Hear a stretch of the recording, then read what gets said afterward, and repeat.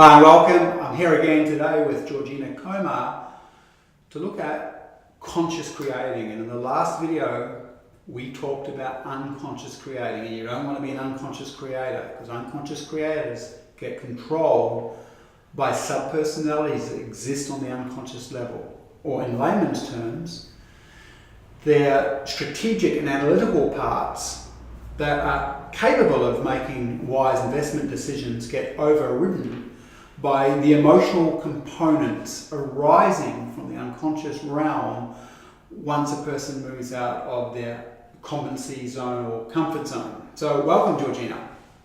Thanks, Perry. It's great to be here. Hi, everyone.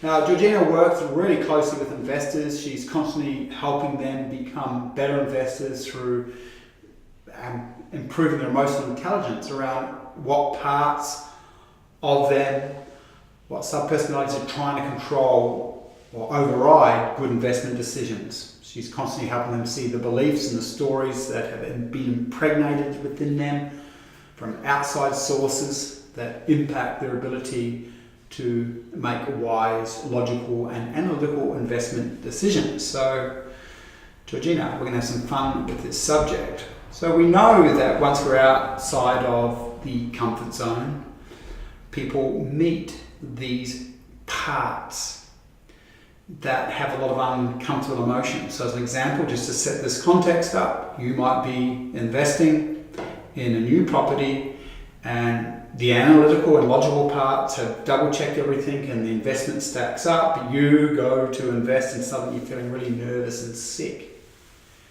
The unconscious person just knows that they feel nervous and sick and a bit emotionally out of sorts. The conscious person, of course, or if you're working with us, if you're working with Georgina, because we're helping people become conscious creators, conscious investors, will start to look within and say, well, why am I feeling so emotionally uncomfortable as I go to put my money on the line in this investment? And so as an example, a person might find out, working with Georgina, that, when they were younger, they were told the only safe way of making money was working in a job. And that person's entire social environment reflected that. They just hung out with people that, just work jobs. Or maybe growing up, you got a hard time from your mum and dad and you developed a part of you that sort of felt, well, I'm not good enough and I don't deserve good things. So here you are on your wealth creating journey about to invest and that feeling starts to surface because we know that beliefs want to prove themselves to be true. The first thing everyone always asks us once we start to help them see what is impacting or what's undermining their investment success is they ask us a couple of key things. Always the same. How do I get rid of this or fix it? I can't create what I want with this. By the way, Georgina, how often have you heard these types of statements when you have helped a client understand undermining aspects? All the time, Perry, because when people come up upon these parts that make them feel uncomfortable, they don't want to feel uncomfortable. So their initial reaction is, how can I get rid of this? I want to fix this. I don't want to feel this anymore. This is stopping me from getting what I want. How can I get rid of it? So it is really common. Yes, they feel like they're victims to it. So they want to remove it like it's a cancer, like get it out of me. I don't want it. Get it out of there. They don't want to inspect it, they just want to get rid of it. Yep. Now, of course, there's thousands upon thousands of organizations and so-called healing or transformational methodologies that will say to you, listen, come along, and we're going to help you get rid of those belief structures, or we're going to help you get rid of that part of you.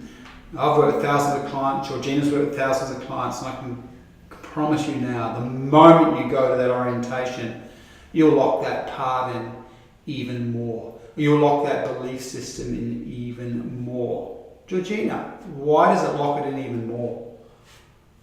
Well, because if we're not willing to recognize that it's part of the patterns that we have within ourselves, we're looking to get rid of it or to push it out from within us, we're actually giving that pattern or those subpersonalities the power over us, because what we need to be able to do is to accept these uncomfortable feelings rather than pushing them away. So to push them away and to say they need to be fixed actually strengthens them, because they do have, or they have had in the past, some really important reasons for being there in the first place.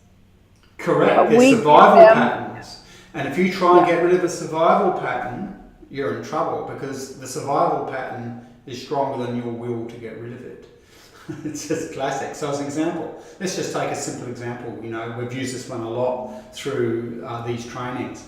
If you grew up and you know the underlying belief structures where it's unsafe to invest, and you know you'll lose your money if you invest, the only safe way to get ahead in life is to have a job, then what will happen is that belief gets locked into a subpersonality, might be the worker subpersonality, the status quo subpersonality, but that belief is locked in because it's trying to help you survive based on its belief systems, because it's there. So if you go and invest, it's supposed to send you alarm bells, because based on its viewpoint, it's dangerous. So we always see this. We just see we're uncovering these belief systems, and the person, I've got to get rid of this. Or they're feeling uncomfortable emotions from a part with a belief system, I've got to get rid of it. That orientation becomes what we call problem focused. It actually gives more power to the problem, or the supposed problem, than it warrants. There's a whole other way of moving, and we use what we call a creator model. But a great way of explaining this is a beach ball. So everyone on this call would have, well, most people would have experienced trying to push a beach ball underwater. What happens, Georgina? You can hold, as long as you're holding it down with your energy, with your hand, it'll stay below the water. But the minute you let go, it's going to pop back up, and you can only hold it down even with your energy for a certain period of time. It's always going to pop back up. Correct. So that's what happens when you're trying to get rid of something. It's there because it really believes it's there to help you. And so you're trying to get rid of this part, and it's just going to pop back up and push back up, because it's trying to help you survive based on its belief systems, based on its views about investing or life. So we teach a creator's model. Now the creator's model is more focused on where we're going, what we want to create. It's not about fixing the parts that we meet on the journey. It's not about fixing or getting rid of the belief systems that we start to surface through the processes that we take clients through. Again, why not? Because the moment you do that, you're saying, that's the problem, I've got to fix that. I can't have what I want until I fix that. But these parts can't be fixed. Now, I also want to say that we do want these beliefs to be transformed. We do want these beliefs that maybe they've got a lot of voltage, meaning there's a lot of emotional tension with them, or there's parts of you that believe them a lot. We want them to die down and reduce in power. But we don't do that by actively trying to work on them. We do that by creating results that rewrite patterns or rewrite beliefs. So as an example, you can spend 20, 30 years trying to get rid of a belief like it's unsafe to invest. Or you can spend a year creating quality outcomes as an investor. And once you're creating success as an investor, you'll find those previous belief systems will tend to be transformed or certainly reduce greatly in tension. Is there anything you want to bring to this before we move on, Georgina? Because I went quite deeply into that subject. Yeah, I guess the main thing to remember is it's sort of like anything any new skill that we acquire or anything new that we try. When we first start out moving in a different way. It feels really, really uncomfortable, and there's a tendency to not want to continue working towards our goal. But the more we practice, the more we have the experience, then the easier it becomes, so that we're no longer looking to fix anything, because we recognize that nothing's really broken. It's just we've had beliefs that have been moved into a bit of a dysfunctional area. They may have been serving us at one point in time, but now that we've grown and we've matured and we're moving on, they no longer serve us in the way they always did. So there's just a matter of acknowledging that and just sort of pulling back or tweaking the power or the voltage behind these beliefs, because the original situation is no longer where we're at. We've grown and we want other things in life. So having this time to examine things and determine whether the belief that we have is still valid or not is key to being able to allow ourselves to find some balance and use these parts of us to help us get what it is that we actually want. Great. Okay, so in the last video, we talked about how when someone's outside of their competency zone, outside of their comfort zone, moving towards what they want, and in this case it was an investment or a financial freedom scenario, that was the goal, that a person would meet all the subpersonalities that had been hiding below the line when they existed in a competency zone. So as an example, you're in a job that you don't particularly like, but you know how to do it really well, which means you can avoid conflict, you can avoid being rejected by your boss, etc., etc., etc. So there's a comfort in that. At that point, you will be able to avoid self-doubt and all sorts of other parts that might arise once you're outside the comfort zone. But the moment you're outside the comfort zone, so you're about to invest as an example in your first property, these subpersonalities come up with stories. Now, the unconscious creator, as we said last time, doesn't even know what's triggered. They just feel really emotionally uncomfortable. And they tend to reduce their action. There's no growth, there's no wisdom gained through that process because they're unconscious. In this work, what we teach clients to do is once these parts start surfacing, we get them to inspect it with these parts with conscious awareness. This is why we have the eye in this slide, showing you that we want to be super conscious, inspect the parts that get triggered as we start to invest. Why? Because we want to be self-masters. We want to be able to be fearless investors. And we can only be fearless investors when we have confronted and seen and worked with and met all those parts within us that are opposite of being a fearless investor. So, Georgina, just talk a little bit about this part of the process. So again, we just imagine that someone's investing, or they're about to invest in their first property. I know that you've been working with a couple of property developers lately, and as you know, they've been doing buy and holds, and now they've started to go into property development. And as they go into property development, it's now outside of an old competency zone, and they're triggered. So these are investors that are willing to be conscious. So what do you do with them, Georgina, once they're in that part of the process? Well, we help them to really go in and observe and identify the different parts and the stories and the beliefs that those parts are telling them, and to help them recognize that the stories and the beliefs came from a time and a place in their life where they were really necessary to help them feel safe. They were a strategy to help them sort of manage their environment. But as we've grown and matured and we move towards some of these other goals, they actually can be holding us back and taking us on a journey and telling us all kinds of stories that tap into beliefs that aren't really valid in our current environment.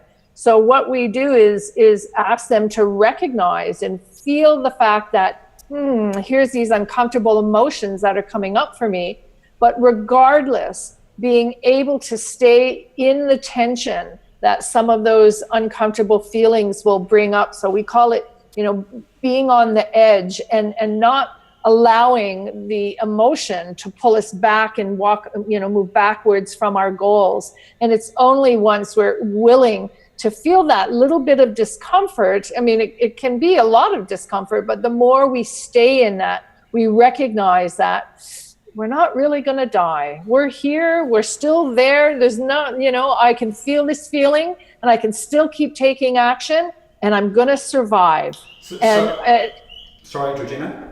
It's okay.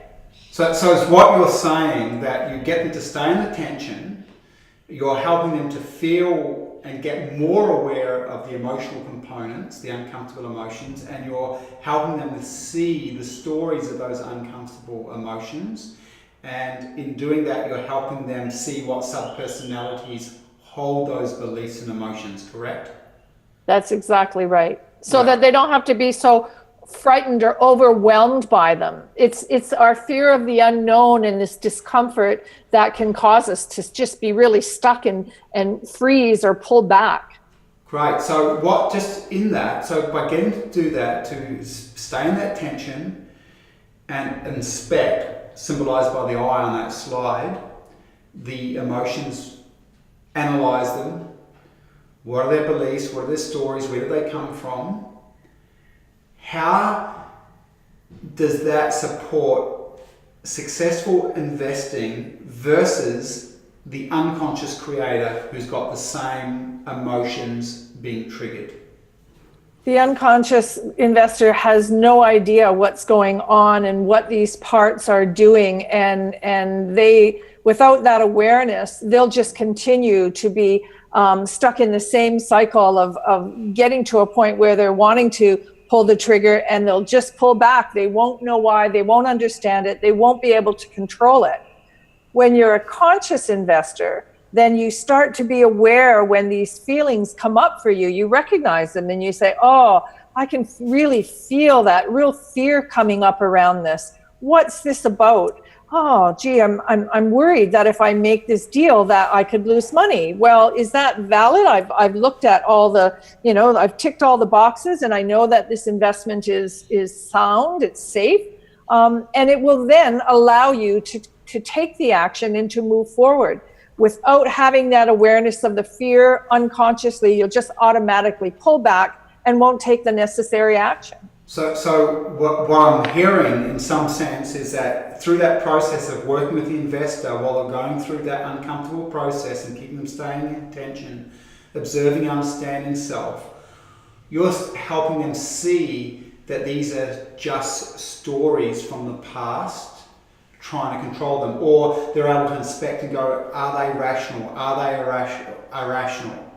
Do they serve? Do they not serve? And so you're deepening their emotional intelligence. That's the first thing I'm seeing. So they're therefore not going to be controlled by the old stories in the same way the unconscious person is going to be controlled by their emotions, because they don't even know what the stories are associated with those emotions. And so I can see, by the way, that increases wisdom, that increases self-knowledge, and increases self-mastery, and that over time what happens is you actually set that person up so they're no longer influenced or by those parts, or if they are, not in a way that they would be without this conscious awareness work. Correct? Certainly, their emotional intelligence, just totally increases and increases as they become aware of these different parts. It really helps them get a handle and control some of the beliefs, all of the beliefs that can hold them back. It's really, really important. Great, okay. And this slide kind of encompasses this a little bit. It says a conscious person understands that emotional pain surfacing while taking action to create new results outside of comfort zone is a signal to introspect the triggered beliefs. Okay, by the way, you can already see this person is more likely to grow and evolve as an investor, where the unconscious person just can't, because they're controlled by things they have, parts of them they have no awareness of, no understanding of. Yeah, they just want to move away from that when they're unconscious. When we're conscious, we actually look and are happy to actually feel these parts when they come up, because we know that we can challenge them and we can get better results the sooner we process those feelings and still continue to take action without the fear and the apprehension that may have been there in the past. Right. Again, the slide sort of it starts to embody what we're talking about. As a result, the conscious person is able to confront, critique, transform the beliefs while they create new results and are faster at getting results in developing self-mastery as an investor. It makes sense. An unconscious person avoids the emotional pain by backing off actions or finding avoidance, sidetracking behaviour. I think everyone's going to get that. I actually just want to extend this a little bit into something that I think is a little bit interesting. And then we're going to look at a couple of investing case studies. But Georgina, if you went to the gym, okay, and you hadn't been to the gym for 2 or 3 months, and you started to lift weights, what do your muscles do? Oh, well, they'll be there for me as much as they can, but eventually they're going to get really sore. They're going to want me to stop because I haven't been using them for a while. Yeah. So will they scream? They're going to scream. There's pain. Maybe not in that exact moment, but certainly, a few hours later, and definitely 24 hours later. Right. So the next time you go back, you'll still have some of that muscle fatigue. So the moment you start to lift the weight, will the muscles scream and go, ugh? Yes, for sure. Of course. Okay. So at that point, there would be a tendency you want to move away from that pain, wouldn't it? Because you're actually moving outside the comfort zone of the muscle. Certainly. Right? It's a perfect example. Just so I want everyone to understand, that's what the unconscious creator does in this investing scenario. The moment they're outside the comfort zone, the emotions start to surface, they start to withdraw and pull back. It's no different to the gym. So what happens, Georgina, if you continue with the workout even though you're sore? Well, eventually, the muscles that you do that to. Yeah, eventually they'll start to get stronger, and they'll be able to manage and handle the exercise or the different weights, so that I'll be able to be stronger, and it helps to build new muscle. Great. Okay. One other question or 2 other questions. Actually, we'll go take us to another. If you go to yoga, when you first stretch, what do your muscles do? Well, if you haven't ever stretched in that way before, they're going to resist. Yeah, they're going to scream. And of course, in that resistance, there's pain. And when there's pain, do you think that there's more of a tendency to want to pull out of the stretch? Of course. Yes, definitely. So if you just breathe and observe the pain and stay in that tension, and you're willing to do that for a few weeks, does the muscle get more flexible? Totally. And one of the key things that you said also as well, Perry, is the breathing. Yes. And that works not only in yoga, it also works in the gym example, and also actually works in dealing with these uncomfortable emotions. Just taking a breath of air, having a deep breath can make all the difference in the world to these really tense emotions that we're feeling. Yeah. Because we hold our breath when we're today, but one of the things that you work with clients around is that we actually even use the breath to pause. So investors learn that when they've got all these emotions coming up, you see that we bring them back into inspecting, that when the emotions are coming up, part of bringing awareness in to inspect and understand these parts is by using your breath as a pattern interrupt. Bring awareness back into the body. Okay, two other ones. Have you ever gone to play the guitar? Yes. Or any musical instrument, and you haven't done it before, and what happens to your fingers? Is it guitar or piano? What have you learned? Both, actually. Okay, so when you've gone to learn the guitar and the chord says you've got to put that finger over there, what's your finger do? Well, the finger isn't used to holding that position, so it's going to get stiff. It may not be able to hold the neck of the guitar, and then, of course, pushing on the strings in order to play the guitar causes some pain on the pads of the fingertips. Right. So there's all kinds of. Yep. Sorry. So in that pain, is there more of a tendency to want to pull out of it? Oh, of course. For most people, the pain means, let's pull back. However, no pain, no gain, as the saying says. You have to go through that experience of changing the way your hand or your fingers are being used in order to be able to create competency around a new skill. Great. So, if your finger can only move that much in the first week to get to the fret or the chord, to make the chord, after 3 weeks it can move to that much without pain, right? Great. Definitely. One Yeah, last it's thing. Have you ever baby had to go and learn something that when you first learn it, that your brain almost hurts and you feel that you can't absorb it? Totally. It's like your brain shuts down because it's too confronting. Great. And so if you, at that point, are you more likely to back out of the learning and think, oh, I can't do this, I'm too done? Well, before understanding the power of this work, yes, that would have been a typical reaction, and most people will have that reaction. But once you have an understanding of what's going on in your physiology and in your emotional state, you can actually, again, as we spoke before, use the breath, or we can actually take steps to help us clear the mind. We may need to slow things down. If we've got a lot going on, it can be too overwhelming, but we don't have to stop taking action. That's the key. Yep. So in that case, could you learn something that might be hard to learn after a month of learning, even though you're feeling because it changes the neural pathways in the brain. Okay, it certainly does. What's this got to do with what we've just been through? I'm sure everyone can sort of see it. So when people get into what we call the fix-it models, it gives power to these supposed problems or beliefs or behaviours that have been developed to protect us based on their belief system. People get into personal development and they spend years trying to fix things, where you've only got to look at human beings and see what creates transformation and change. So the body mind itself is equipped to staying in tension towards a new goal and developing the competencies to achieve that goal. And that in itself rewrites patterns and overwrites patterns.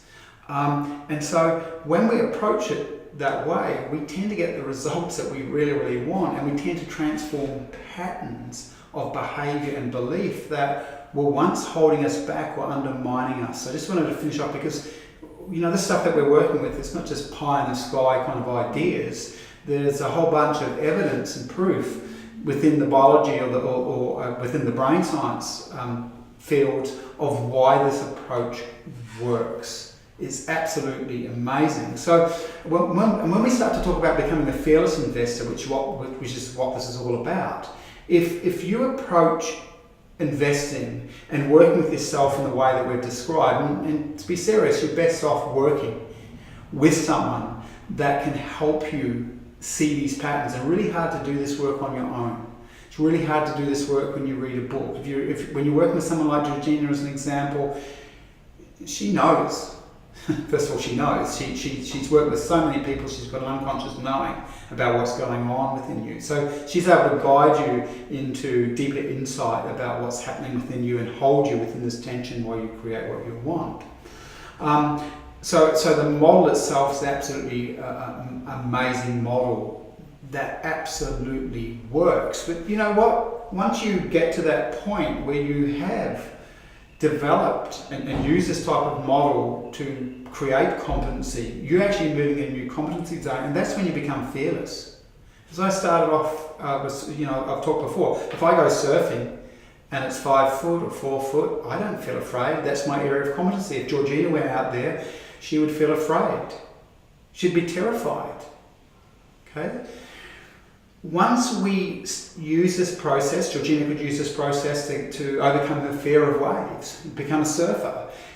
She would get to the point where she would feel fearless in waves of a certain size because she would have used this process to change and transform. Yes. Sorry, Perry, and it's not going to happen overnight. It does take time to rebuild those neural pathways and to feel safe. So it might take a couple of weeks for me to feel comfortable about just being in the surf, but could take years in order for me to feel as competent as you do in 3 or 4 meter high surf, for sure. Sure.